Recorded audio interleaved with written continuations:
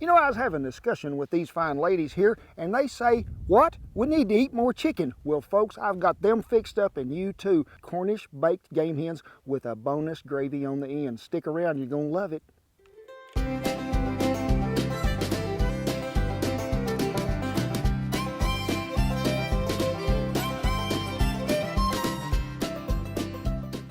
Hey, thank y'all for stopping by. A great day above the grass it is. My name is Kent Rollins, and we do a whole lot of cowboy cooking here. And this one is special to me because my mother used to fix something similar to this so many years ago when we would come in Sundays after church. Whew, this would grace our table, and you talk about good. What is it?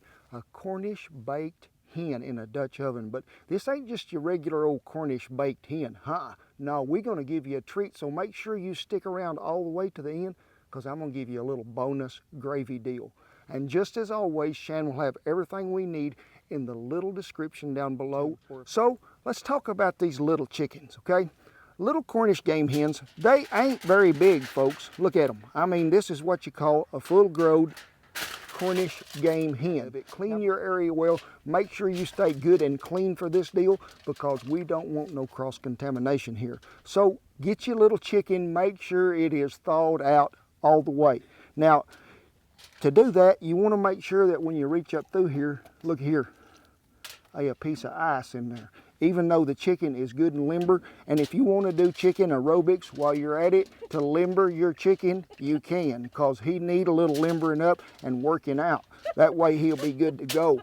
So, uh-oh, we have disagreement in the back. I think it's from them people that are... Glad we're making chicken today. They are so proud that beef is not on the menu.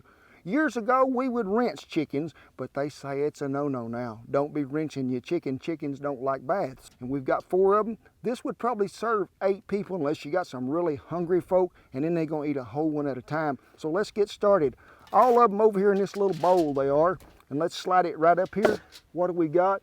Some good olive oil. Because what does a chicken need? A chicken need a greasing. So let's just pour some on him there. Now let's rub him really well and make sure you got good olive oil. Don't be buying that old cheap stuff that don't even have no flavors to it. Now I don't like to keep a towel laying around here to where you can just grab it now and wipe all this off.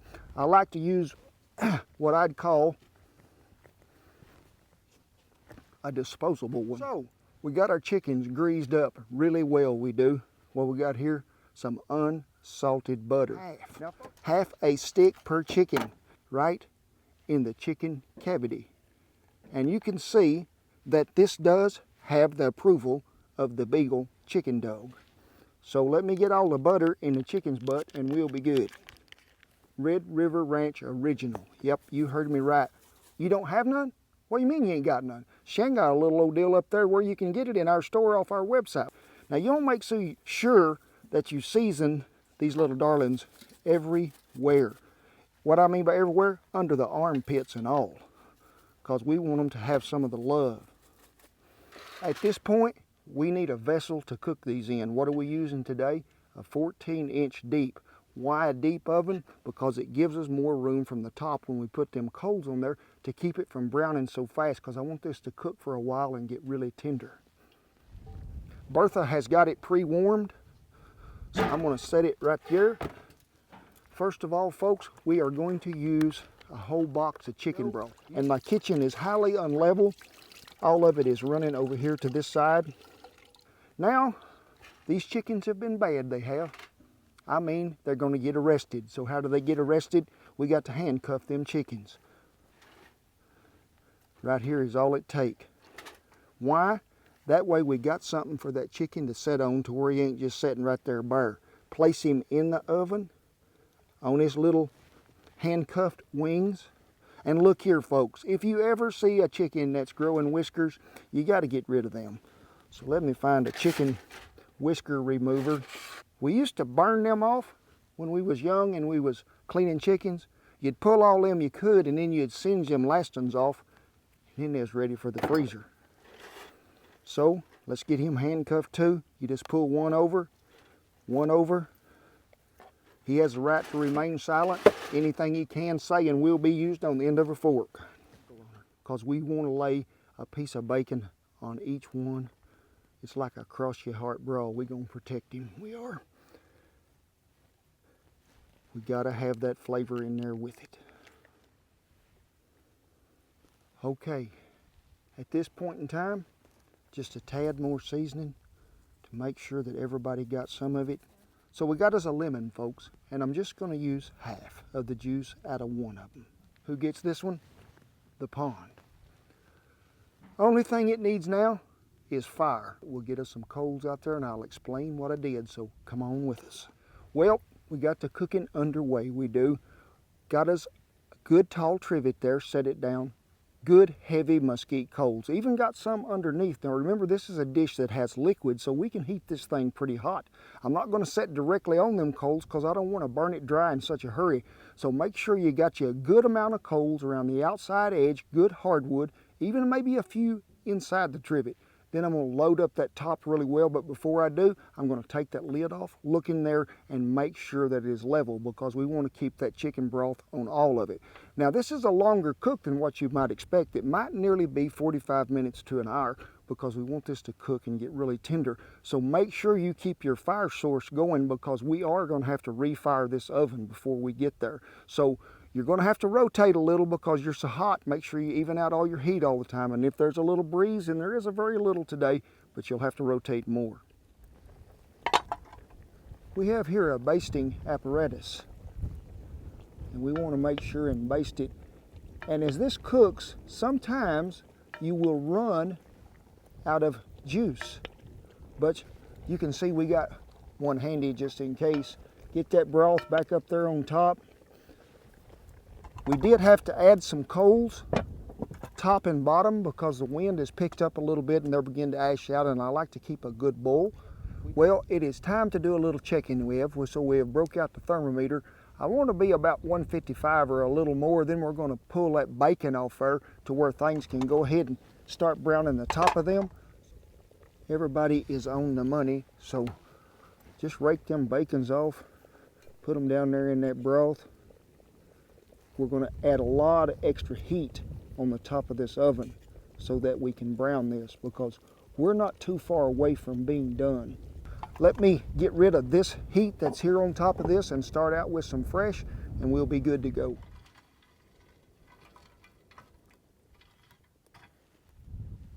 Now after we added them coals right back there on top with brand new heat, we're going to let this go about 5 more minutes on the bottom because all them chickens were at 155.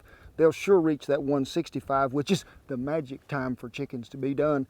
So 5 minutes there after you change the heat, then we're going to set them off and just brown from the top only.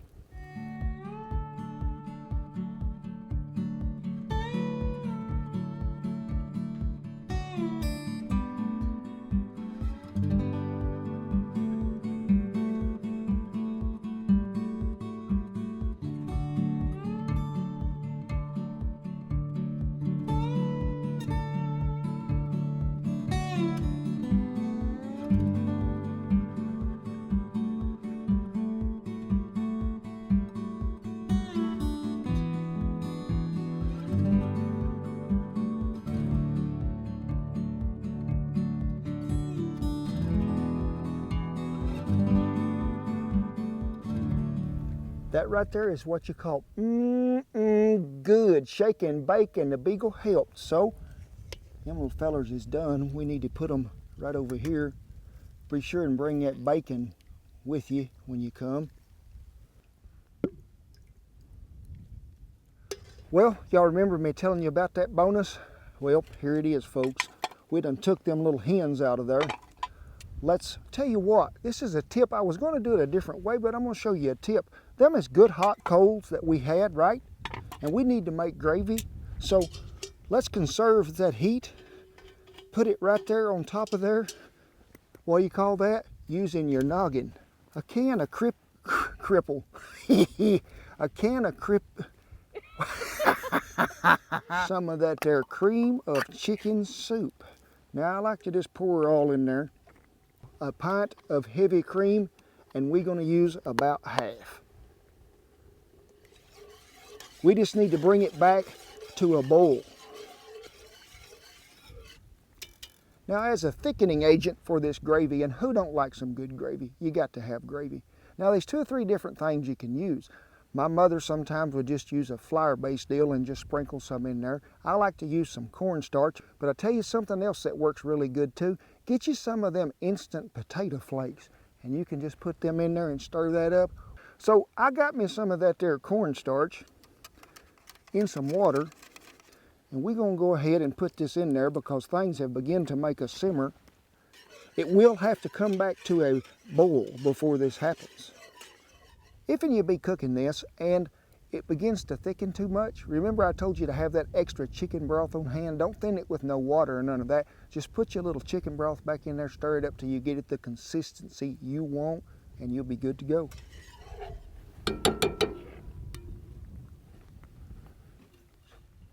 Baked Cornish game hens and some gravy. And this stuff right here, folks, this is a delicacy. I have a good friend named Marty Webb, and he will take a straw and he will get all of that stuff. So put him right out here on this little plate. I just like to take him, slice him plumb in half, and he's hot.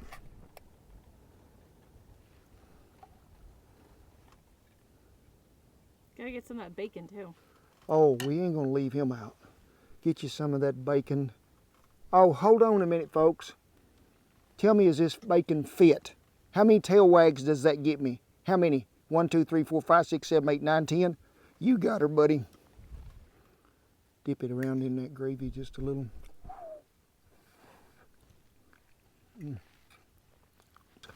This is fine dining. And as that chicken would say, let's be doing the chicken walk. This is good. I'm telling you for sure. You can see this stuff is so tender it'll just pull right off her. Look at that there. And if you want, just dip it back over in that gravy. Now folks, the only thing missing here is about 11 pounds of mashed potatoes and one of them big old hearty biscuits that we make. You could sit down and you could founder yourself. Folks, I'm gonna tell you this chicken, what, did y'all, oh, I'm so sorry you didn't get a bite of chicken. Excuse me, folks. Sit, and you gotta wait for it. Wait, wait, wait, and more wait. You gotta wait. Okay. Cooking these little Cornish game hens this way, slow in a good chicken broth liquid, got you some of that bacon on there, a little lemon juice, and that Red River Ranch original seasoning, kicks it over the top of the fence, it does. That gravy, remember, that was a bonus. I don't give that out to many people, but I love y'all, so I'm giving it to you. We do have a version of this also in our book, A Taste of Cowboy, but the gravy recipe ain't in there, so you're getting that bonus, you are. So we want to thank you for stopping by camp, me, the little big, and my sweet little wife Shan behind the camera. We appreciate y'all watching these videos. We never take it for granted. I want you to be sure when you watch this, also comment later and tell me how you liked it, how it went with the family, how everything was. I want to thank all our servicemen and women and all the veterans who have kept this country free and safe, that me and Shan could do this and all y'all could enjoy life. We do. Share the food and the video. Hit the little like button. Get the notification bell ringing so you don't miss one every Wednesday. The world needs more good neighbors. God bless you, each one. We'll see you down the Cornish Game Hen Trail. Say, we got a little special thing we want to do, and that is give some shout outs to some really fine folks. Met one of them last week, I did. Garrett from Dumas. Hey, we appreciate you watching. It was sure good to run into you up there at Panhandle. It was. Also, Dusty Crow, been watching a long time. Whew, thank you for tuning in. But folks, I got something that touched my heart in the mail yesterday, and that's from my sweet little darling 9-year-old Emma down there in Lake Vidalia, Louisiana. She sent me this little letter telling me that she cooks and she helps her mama in the kitchen. Now I want to show you this picture that Emma done drawed for me, and I believe it do look just like me. Don't you think, folks? And it says howdy, folks. Howdy, folks. And thank all of y'all who watch our videos. We appreciate it, each and every one. Be sure and share them because we need more friends and we need more neighbors. God bless you.